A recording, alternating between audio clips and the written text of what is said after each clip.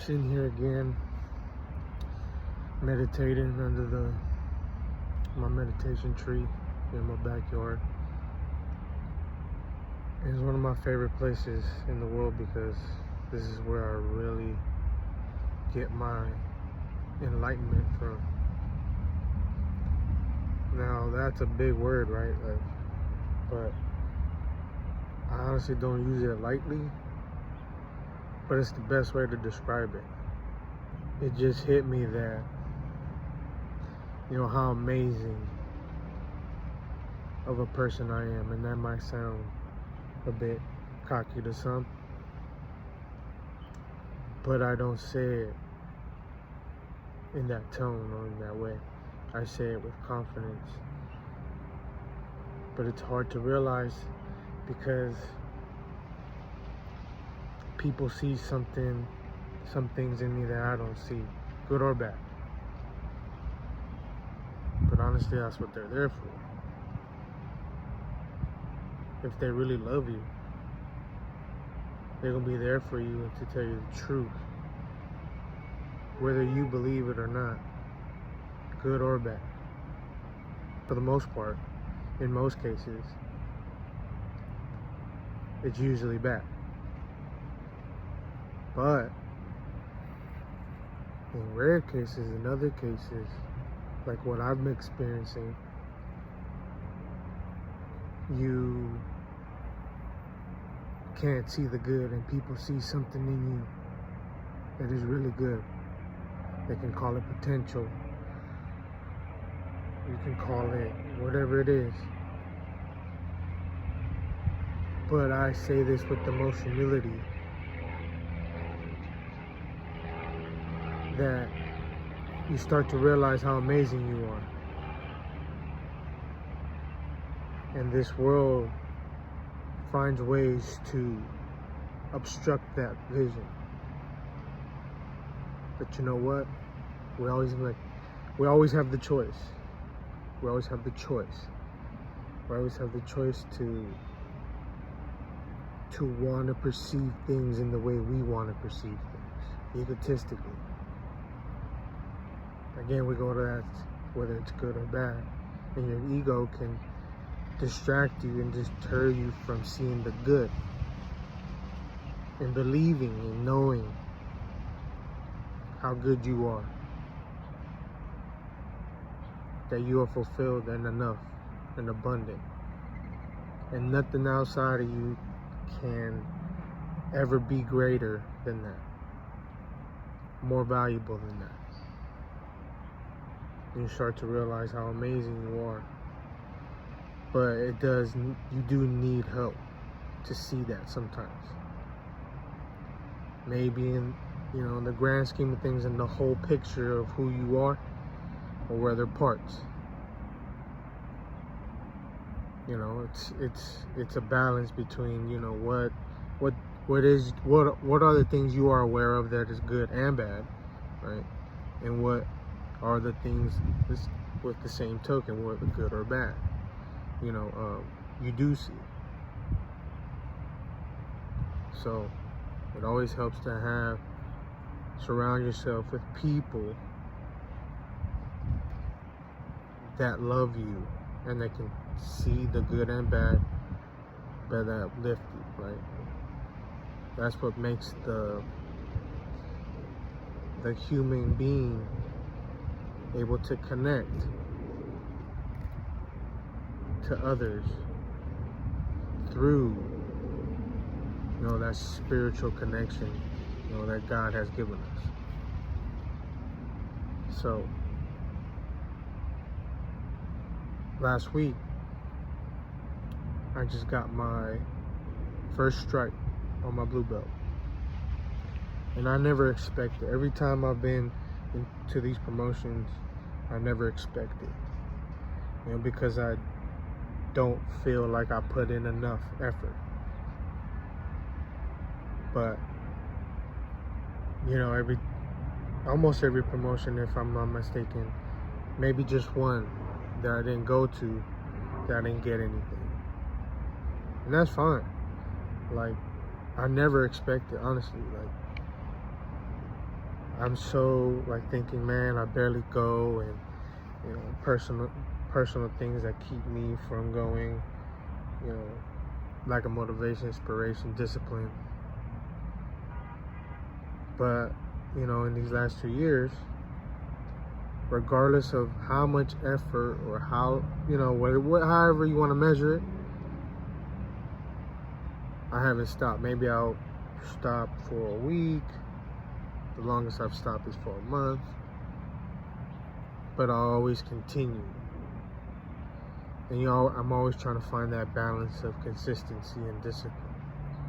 But I'm not gonna lie, smoking weed, just not believing in my abilities, fear, right? All these things that we're attached to that keep us from making the difference in our lives.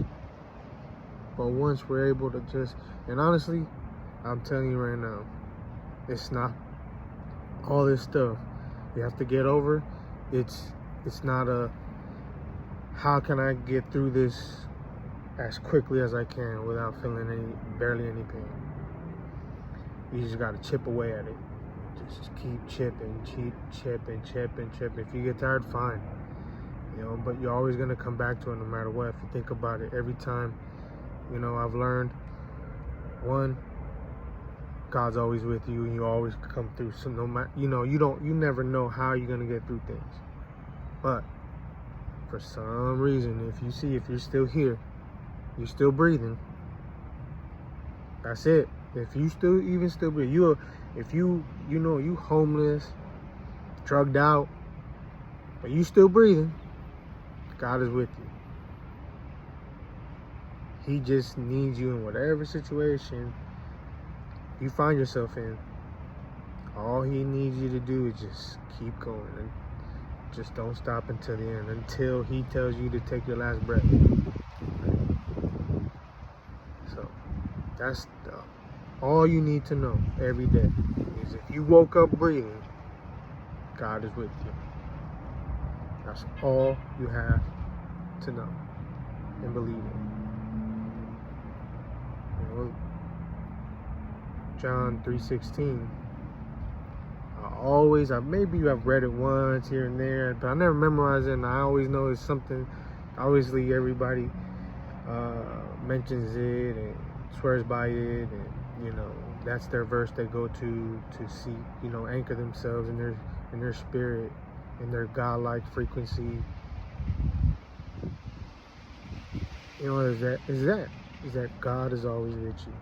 If he has you here, if you going through it, no matter what, but you still breathing,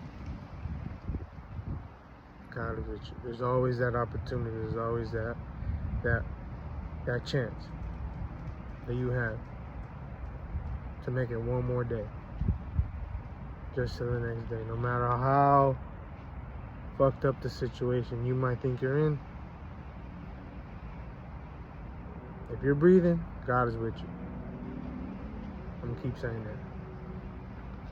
So, anchor yourself in however you want to do it. I ain't dogmatic about this stuff, but surely I have to speak on it. It's my purpose. It's, through this meditation is what inspired me to make this video and speak on it, because it's right in front of me. I have friends, acquaintances tell me, man, you should be a preacher. You should be, you should be preaching or whatever. I've got that a ton of times. And through sitting here meditating, contemplating, thinking about, my next steps, my next move, what I need to do, I finally figured it out. Like, just follow Jesus' path, minister, speak, teach, speak your truth, help others that you have been in your shoes before. You're not gonna be for everybody, but you're gonna find your peoples. You're gonna be for somebody. You're here for somebody. And it's just about, if you You changed that one person's life. You did your job. That's your service to God. As long as you change one person's life, that's it. You die happy. Boom. Sometimes we make all these things so complicated, and it's just like 1 and 0 make God. You know what I'm saying? Like, that's the number that completes God. And you're not seeing 1 and 5 and every number to really calculate and measure God. It's all it's 1 and 0. That's the godly number. That's why the best players in like soccer, like Messi, use that number. Like Diego Maradona, you have used that number. Many greats in sports have used that number for that same reason. It's the numerical symbolism of the God. So that's all you need. But I think I've said what I've needed to say. I feel good about what I've said so far, and I will continue to live out my purpose and help and teach others, minister to others. I learned the other day that I have a coworker that he be playing softball. He's a much older gentleman, and he's still out there doing his thing. But he also, told me that he's into going out and doing Bible studies out and, with other people, who gone through what he's gone through, living on the streets, doing, street things. That's all I gotta tell you. Gonna put nobody business out there, but you know what I'm saying. And that was cool to hear.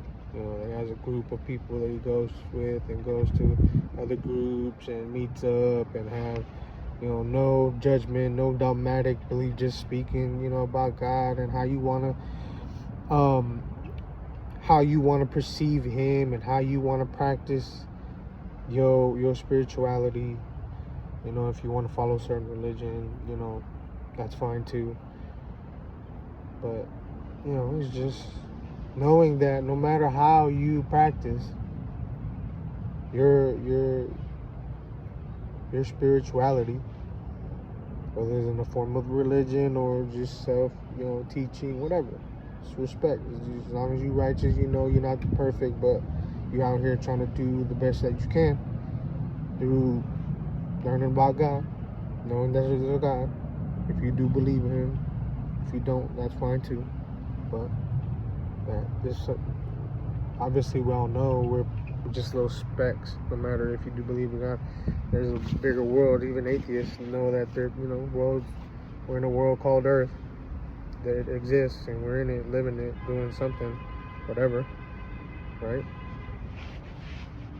So, yeah. Do you, man. I'll do me, respectively. But I'm just going to say this. Love y'all. Hope the best for y'all. Always praying for the peoples out there, whoever supports. Sending my love and prayers always. Live abundantly. Live prosperously. Be greater than yesterday. It's my philosophy. With that, I'll leave y'all. Love y'all. Deuces.